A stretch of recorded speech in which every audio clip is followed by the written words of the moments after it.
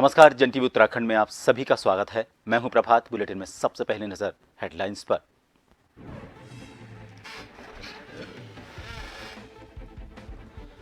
राज्यपाल गुरमीत सिंह ने किया पुस्तक का विमोचन। निर्वाचन विभाग के प्रयासों की दी जानकारी। गवर्नर ने टीम को दी बधाई। स्वामी विवेकानंद की पुण्यतिथि पर किए पुष्प अर्पित।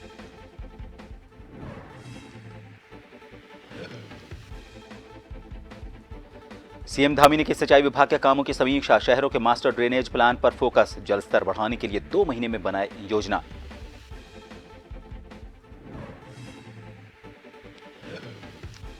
ड्रग्स फ्री देवभूमि अभियान में मिली कामयाबी। एसटीएफ ने 6 महीने में की रिकॉर्ड रिकवरी। कार्रवाई में 36 तस्कर गिरफ्तार।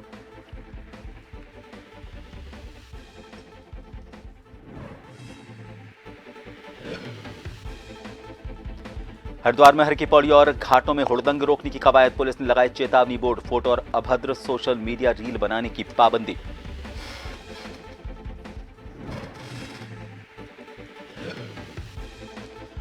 और उत्तराखंड में 3 दिन भारी बारिश का अलर्ट। कई जिलों में नदी नाले उफान पर। अलकनंदा का बढ़ा जलस्तर।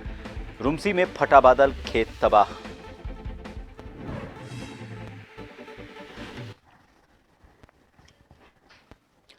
और अब खबरें विस्तार से। मुख्यमंत्री पुष्कर सिंह धामी ने महान दार्शनिक और समाज सुधारक स्वामी विवेकानंद की पुण्यतिथि पर पुष्प अर्पित कर उन्हें नमन किया। धामी ने मुख्यमंत्री आवास पर उनके चित्र पर श्रद्धा सुमन अर्पित कर उन्हें श्रद्धांजलि दी। मुख्यमंत्री ने कहा कि स्वामी विवेकानंद के विचारों को आत्मसात कर देश की युवा शक्ति प्रगति पथ पर आगे बढ़कर राष्ट्र के उत्थान में अपना योगदान दे रही है। उनके विचारों का अनुसरण कर सभी को समाज सेवा के लिए नवचेतना का संचार करना होगा।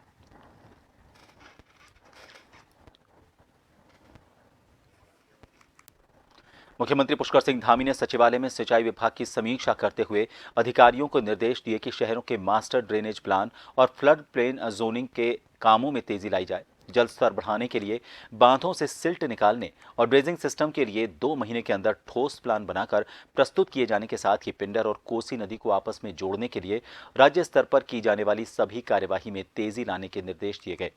उन्होंने कहा कि गंगा और उसकी सहायक नदियों में शुद्ध पानी जाए। इसके लिए ऐसे नाले भी चिन्हित किए जाएं जहां एसटीपी नहीं लगे हैं।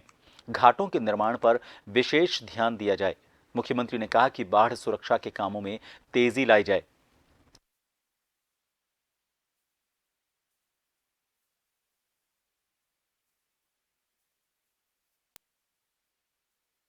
जनरल गुरमीत सिंह राज्यपाल ने राजभवन में निर्वाचन विभाग की पुस्तक उत्तराखंड लोकसभा चुनाव 2024 का विमोचन किया। इसमें निर्वाचन विभाग ने लोकसभा चुनाव में मतदान प्रतिशत बढ़ाने के लिए किए गए प्रयास और उनकी जानकारियों को शामिल किया है। इसके साथ ही जिलों के निर्वाचन अधिकारियों के विशेष प्रयासों की झलकियां भी शामिल हैं। पुस्तक का संपादन राज्य नोडल अधिकारी डॉक्यूमेंटेशन डॉक्टर आनंद भारद्वाज, सहनोडल डॉक्टर MS साजवान और सहनोडल गरिमा मिश्रा ने किया है। राज्यपाल ने इस पुस्तक की सराहना करते हुए कहा कि यह डॉक्यूमेंटेशन का बेहतरीन उदाहरण है। राज्यपाल ने निष्पक्ष और पारदर्शी चुनाव संपन्न कराए जाने के लिए मुख्य निर्वाचन अधिकारी और उनकी पूरी टीम को बधाई दी।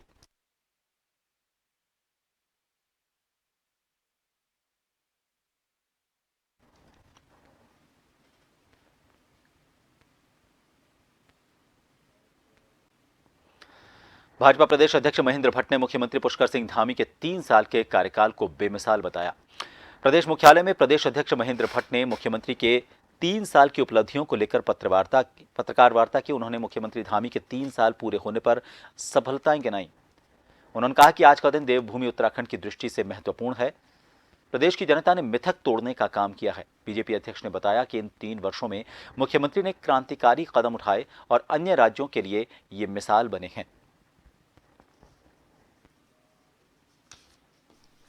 और मैं कह सकता हूं 3 साल बेमिसाल।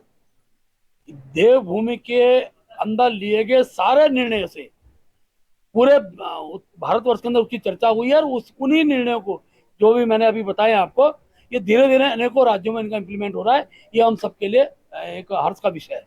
कांग्रेस को भी नजर आ रहे हैं विकास कार्य। कांग्रेस को जनता आईना दिखाती है समय के साथ साथ। 5 सीटें हार गई हैं। विकास अच्छे कार्यों का विरोध करना है कांग्रेस का हिसाब बनता है और अच्छे कार्यों का समर्थन करने का नैतिक बल कांग्रेस के अंदर रहता नहीं है और इसीलिए जनता यथासंभव उनको सबक सिखाती है। लोकसभा चुनाव के बाद संसद का पहला सत्र हंगामे के साथ संपन्न हो गया। सत्र के बाद उत्तराखंड भाजपा अध्यक्ष और उत्तराखंड से राज्यसभा सदस्य महेंद्र भट्ट भी देहरादून में भाजपा के पार्टी कार्यालय पहुंचे। इस दौरान उन्होंने राज्यसभा के विशेष सत्र का अनुभव मीडिया से साझा करते हुए कहा कि सीमांत राज्य से आने वाले एक छोटे से राजनीतिक कार्यकर्ता को देश की संसद में अपनी बात रखने का मौका मिला, जो उनके लिए बेहद सौभाग्य की बात है। महेंद्र भट्ट का कहना है कि उत्तराखंड की जनता की जो अपेक्षाएं हैं, उन्हीं मुद्दों को सदन के पटल पर रेखांकित किया है। जिन उद्देश्यों के साथ यहाँ की जनता ने जो अपेक्षाएं मुझसे की हैं, उन उद्देश्यों, उन भावों को मैंने सदन के अंदर रखा है। खासतौर पर उत्तराखंड के पर्यटन के को मैंने रेखांकित किया है, धार्मिक यात्रा को रेखांकित किया है। इसके साथ साथ जो उत्तराखंड के अंदर इन्वेस्टर समिट हुआ है, उस समिट के लेकर जो यहाँ के युवाओं के अंदर जो उत्साह का भाव है, उसको मैंने राज्यसभा के अंदर रखा है। और मैंने अपेक्षा भी व्यक्त की है कि प्रधानमंत्री जी, जो भी हमारे प्रदेश के मुख्यमंत्री जी जिन प्रस्तावों को लेकर केंद्र में जाते हैं, वो सारे प्रस्ताव वहाँ पर स्वीकृत होते हैं। और ये मैंने कहा कि जो विषय मैं हर बार बोलता हूँ कि प्रधानमंत्री जी का उत्तराखंड के प्रति एक बड़ा लगाव है।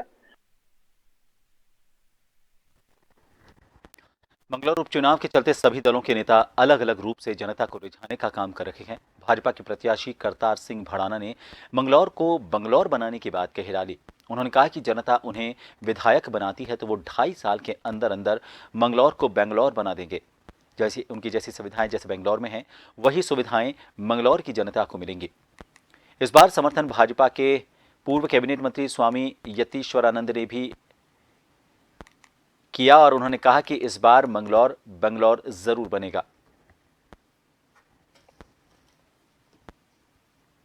मुझे लगता है कि जनता को और इन बुद्धिजीवियों को मेरा बर्ताव और मेरा काम करने का ढंग कुछ पसंद आ गया है। मंगलौर को बेंगलौर कैसे बनाएंगे भड़ाना जी? मेहनत करके विकास, धन ले आएंगे, सेंटर से भी ले आएंगे और अपने स्टेट से भी ले आएंगे। रूप क्या रहेगा? धन आएगा, सेंटर से भी आएगा और मुख्यमंत्री जी से भी आएगा। उनसे कह देंगे मैं कि जी हम बहुत दिन पिछड़े रह लिए, अब हमें अग्रैन में कर दो कुछ दिन के लिए। तो इसलिए जो है ना, आपको इस बात का विश्वास करना पड़ेगा कि मंगलौर बेंगलौर जरूर बने। बद्रीनाथ और मंगलौर विधानसभा सीट पर बीजेपी और कांग्रेस की साख दांव पर लगी है। कांग्रेस अपनी बद्रीनाथ सीट को गंवाना नहीं चाहती, वहीं मंगलौर सीट पर जीत हासिल करना चाहती है, लेकिन भाजपा दोनों सीटों को हथियाने के मूड में है और इसीलिए दोनों पार्टी जीत का दावा कर रही हैं। बीजेपी प्रदेश अध्यक्ष महेंद्र भट्ट ने भी दोनों विधानसभा सीटों पर जीत के लिए तैयारी तेज कर दी है। महेंद्र भट्ट ने दावा किया कि इस बार दोनों सीट पर भाजपा जीत हासिल करेगी।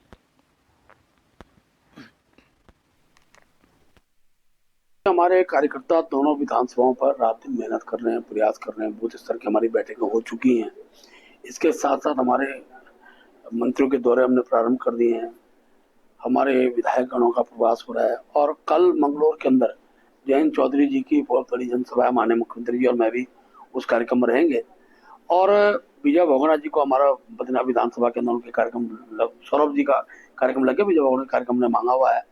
इसके साथ साथ हमारे निशंक जी पूर्व मुख्यमंत्री हैं, हमारे पूर्व मुख्यमंत्री और वहाँ के सांसद रहे पौड़ी लोकसभा के तीरथ सिंह रावत जी, उनका कार्यक्रम बनने वाला। और कल 7 तारीख और 8 तारीख को माननीय मुख्यमंत्री की 6 जनसभाएं ये बद्रीनाथ विधानसभा के अंदर विभिन्न स्थानों पर रहेंगी।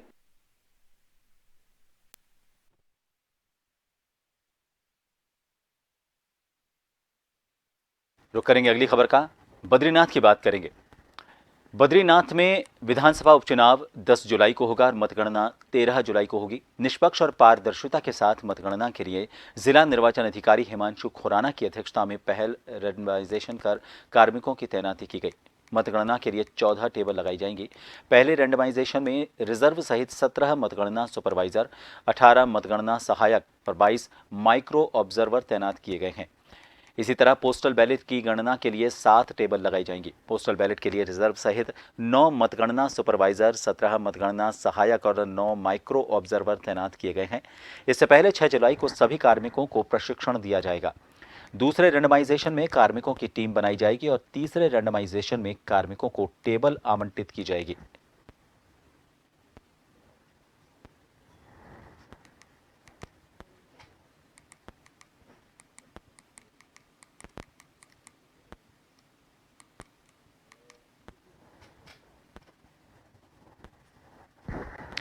पुलिस विभाग अब सड़कों पर तेज रफ्तार वाहन चालकों पर नकेल कसने के लिए हाईटेक इंटरसेप्टर मोटरसाइकिल खरीदने जा रहा है। हार्ले डेविडसन और BMW मोटरसाइकिल की खरीद के लिए 1,68,00,000 रुपए स्वीकृत कर दिए गए हैं। इनकी शुरुआत 4 मैदानी जिलों देहरादून, हरिद्वार, उधम सिंह नगर और नैनीताल से की जाएगी। उत्तराखंड पुलिस के प्रवक्ता नीलेश आनंद भरणे ने बताया कि हाईटेक बाइक से आपातकालीन चारधाम और कांवड़ यात्रा में मॉनिटरिंग करने का काम किया जाएगा। साथ ही शुरुआत में 8 इंटरसेप्टर तैयार किए जा रहे हैं। हर जिले में शुरू में 2-2 इंटरसेप्टर दिए जाएंगे। ये प्रयोग सफल होने पर इनकी संख्या बढ़ाई जाएगी।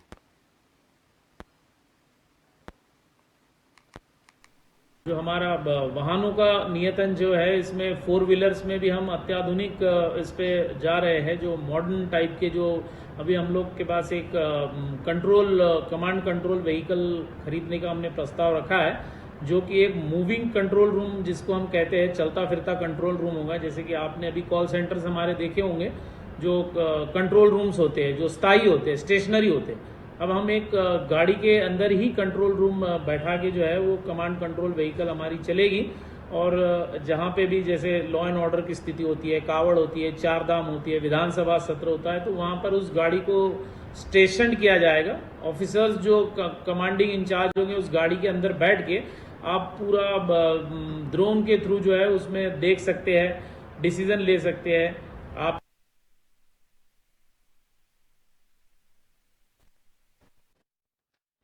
ब्रेक के लिए यहां रुकेंगे, बने रहिए जन टीवी पर।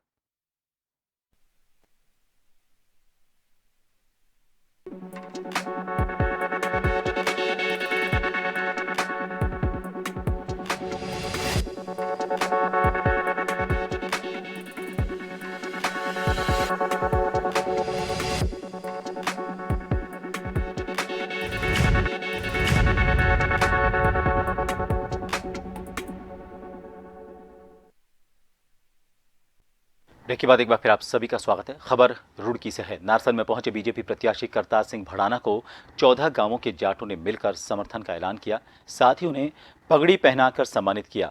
इस कार्यक्रम में पूर्व कैबिनेट मंत्री स्वामी यतीश्वर आनंद और रुड़की के विधायक प्रदीप बत्रा भी मौजूद रहे। साथ ही जाट समुदाय के बड़े बुजुर्ग भी शामिल हुए। कार्यक्रम के बाद करतार सिंह भड़ाना ने कहा कि वो खुद जाट के बेटे हैं और इस वक्त जाटों ने उन्हें समर्थन दे दिया है। इससे उनकी जीत निश्चित है। मैं खुद भी तो जाट समाज का हूँ भाई, तो अपने बेटे को ही देंगे समर्थन, और किसे देंगे? क्या लग रहा है जिससे पहले हाजी और माजी के उन्होंने? अरे ऐसा है, अगर कोई घर पे आता है तो हमारी ये रीत है कि कोई घर पे आता है उसे खाली हाथ नहीं भेजते, तो 2-4 वोट का कह दिया वो डाल देंगे उसकी भी। रुक करेंगे अगली खबर का। रुड़की कोतवाली क्षेत्र में सरेआम युवक पर दबंगों का कहर टूट पड़ा। रुड़की के गंगनहर पुल पर बेखौफ दबंगों ने युवक को बेल्ट से जमकर पीटा। राहगीरों ने मोबाइल में घटना का एक वीडियो भी बनाया। वीडियो में सोशल मीडिया पर आने के बाद सनसनी फैली हुई है।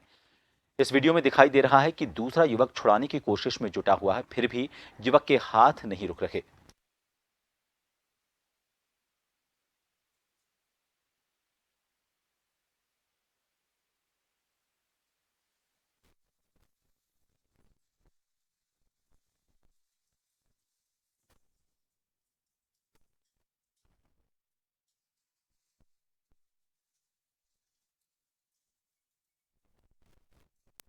मंगलौर विधानसभा क्षेत्र का चुनाव पूरी तेजी पर है। इसके चलते अब सभी प्रत्याशी डोर टू डोर जाकर अपने लिए वोट मांग रहे हैं। बसपा प्रत्याशी उबैदुर रहमान उर्फ मोंटी मंगलौर विधानसभा क्षेत्र के अंतिम गांव खेड़ा जट पहुंचे और घर घर जाकर पूरे गांव के लोगों से आशीर्वाद लिया और वोट मांगे। गांव के लोगों ने बताया कि इस बार वो उबैदुर रहमान उर्फ मोंटी को वोट देने जा रहे हैं, क्योंकि उनके पिता ने उनके गांव में काफी विकास कार्य करवाए हैं।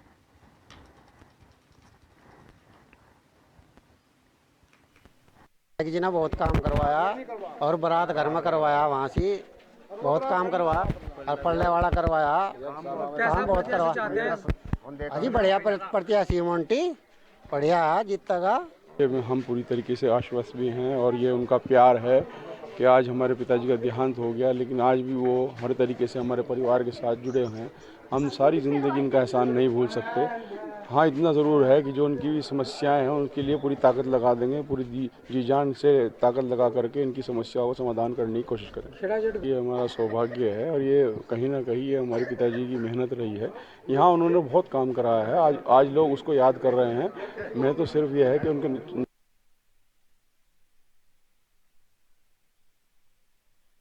पहले ही मैं उनके बीच में रहा हूँ तो मुझे भी अच्छी तरह जानते हैं और मेरे कार्यशैली को भी अच्छी तरह जानते हैं। डोईवाला के अंग्रेजी शराब के ठेके से इन दिनों शराब के शौकीन महंगे दामों पर शराब खरीदने को मजबूर हैं। अंग्रेजी शराब के ठेके पर हर बोतल पर 10 से 20 रुपए ओवर रेट चार्ज किए जा रहे हैं। ग्राहकों द्वारा जब एमआरपी से ज्यादा मूल्य देने के लिए मना किया जाता है तो दुकान संचालक ग्राहकों के साथ दुर्व्यवहार करते हैं। ऐसा लगता है मानो शराब कारोबारियों को प्रशासन का कोई डर नहीं है, जबकि शराब की दुकान पर किसी तरह की कोई रेट लिस्ट भी नहीं लगाई गई है। ओवर रेटिंग कर कारोबारी सीधे सीधे अपनी काली कमाई में इजाफा कर रहे हैं। पे 210 रुपये में ये दे रहे हैं और आप अगर मान के चलो कि एक क्वार्टर अगर मान लो 180 का है और ये लोग उस पर 30 रुपये का चार्ज लगा रहे हैं, तो ये कहाँ से जाएगा बताओ। बियर जो ये दे रहे हैं, बियर भी ये 150 की 10 रुपये ओवर चार्ज कर रहा है, 60 रुपये मेरे प्रूफ है। और आबकारी विभाग यहाँ पे एक बार छापा मारे और यहाँ की आम जनता जितना भी है सुबह से 10 बजे से लेके ठेका खुलता है, ठीक है, और वहाँ से लेके शाम तक 1 घंटा खड़ा हो जाए आबकारी विभाग, खुद पता लग जाएगा उसे नॉर्मल बंदा कि क्या कर रहा है क्या नहीं कर रहा। बिल्कुल बोर्ड लगना चाहिए था, ओवर रेटिंग जो होगा उसके खिलाफ कार्रवाई होगी। आबकारी डिपार्टमेंट ने लगाई यहाँ पे जो ओवर रेटिंग होगी उसके खिलाफ कार्रवाई होगी, तो क्यों ले रहे हैं बताओ। के उर्गम घाटी में चल रहे 11 दिवसीय पौराणिक ऐतिहासिक जीतू बगड़वाल नृत्य संपन्न हो चुका है। अंतिम दिवस में उर्गम गांव में जीतू बगड़वाल नृत्य के साथ ही भव्य मेले का आयोजन ग्रामीणों की तरफ से किया गया। इसे देखने के लिए सैकड़ों की तादाद में लोग दूर दूर से पहुंचे। उर्गम घाटी में जीतू बगड़वाल नृत्य का मेला 6 साल बाद किया गया है। आपको बता दें, अंतिम दिवस में यहां जीतू बगड़वाल नृत्य को संपन्न होने से पहले देवी देवताओं के अवतरित पात्रों के द्वारा नियमानुसार धान की रोपाई की गई और जीतू बगड़वाल नृत्य मेला संपन्न हुआ। भगवान जीतू बगड़वाल गढ़वाल के इष्ट देवता के रूप में जाने जाते हैं और इस नृत्य का आयोजन कई ग्रामीण इलाकों में किया जाता है।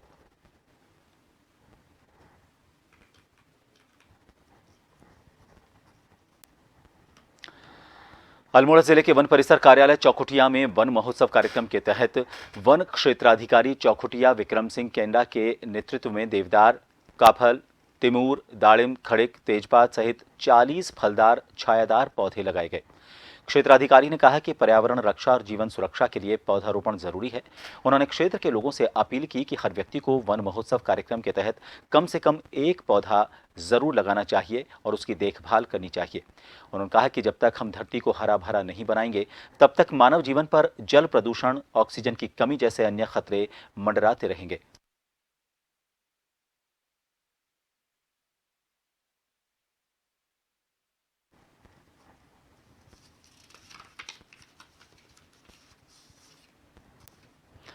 प्रदेश में मुख्यमंत्री ड्रग्स फ्री देवभूमि अभियान चलाया जा रहा है और इसमें एसटीएफ ने ड्रग्स के खिलाफ कार्रवाई करने के लिए एंटी नारकोटिक्स टास्क फोर्स को उत्तराखंड के सभी जनपद में कड़ी निगरानी के निर्देश दिए हैं। इसमें फोर्स ने इस साल के 6 महीनों में 4 किलो 441 ग्राम स्मैक, 19 किलो 8 ग्राम चरस, 5 किलो 3 ग्राम अफीम और 300 किलो डोडा पोस्ट के साथ 7 ग्राम एमडी जब्त की। इसमें हुई कार्रवाई में 36 तस्करों को गिरफ्तार किया गया। एसटीएफ एसएसपी आयुष अग्रवाल ने बताया कि ड्रग्स का चैलेंज बढ़ने से हमारी टीम की कार्रवाई भी बढ़ रही है। अब तक कुमायूं और गढ़वाल क्षेत्र की टीम ने 20 कमर्शियल केस पर कार्रवाई की है। इसके तहत रिकॉर्ड तोड़ रिकवरी हुई है।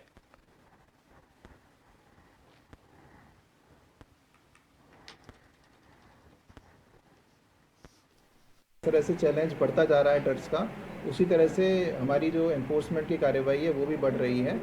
लगभग 20 के आसपास हमारी कमर्शियल केसेस, अभी लगभग आधा साल हुआ है हमारा, 6 महीने में लगभग 20 के आसपास कमर्शियल केसेस हमारी दोनों एसटीएफ कुमाऊं और गढ़वाल की टीम ने मिलकर किया है और इनमें से कुछ बड़ी बड़ी रिकवरीज की गई हैं। जैसे कि इस बार 1.2 kg स्मैक बरामद की जा रही है। इसी तरह से पूर्व में भी 2 बार 1 किलो से अधिक स्मैक पकड़ी जा चुकी है।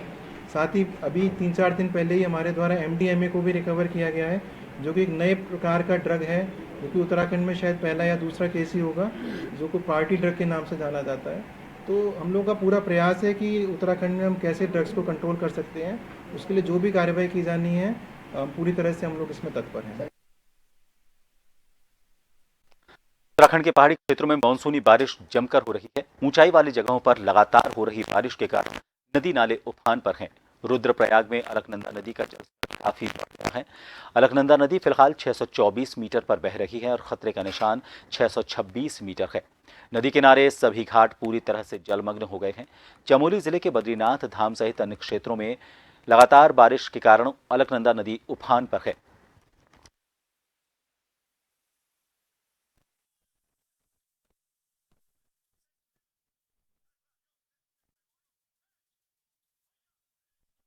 भारी बारिश से नदी नाले उफान पर आ गए। कई मार्गों पर भूस्खलन की डरावनी तस्वीरें सामने आ रही हैं। कुछ ऐसी ही तस्वीरें पिथौरागढ़ जिले के धारचूला से सामने आई हैं। यहां धारचूला तवाघाट आदि कैलाश मोटर मार्ग पर रंगती पुल के पास भारी भूस्खलन हो गया। पल भर में चट्टान भरभरा कर गिर पड़ी। गनीमत रही कि इस दौरान कोई जनहानि नहीं हुई। वहीं एसएसबी चौकी और नेपाल चौकी के जवानों ने भागकर अपनी जान बचाई।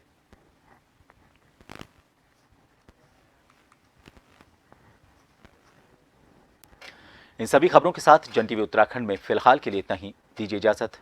नमस्कार।